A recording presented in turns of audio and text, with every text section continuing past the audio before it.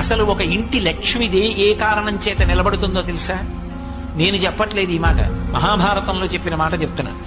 లక్ష్మీదేవి ఏ ఇంట స్థిర నివాసం ఉంటుంది అంటే, ఏ భార్య భర్త కీచులు అడుకోరో, అస్తమానం నింద చేసుకోరో.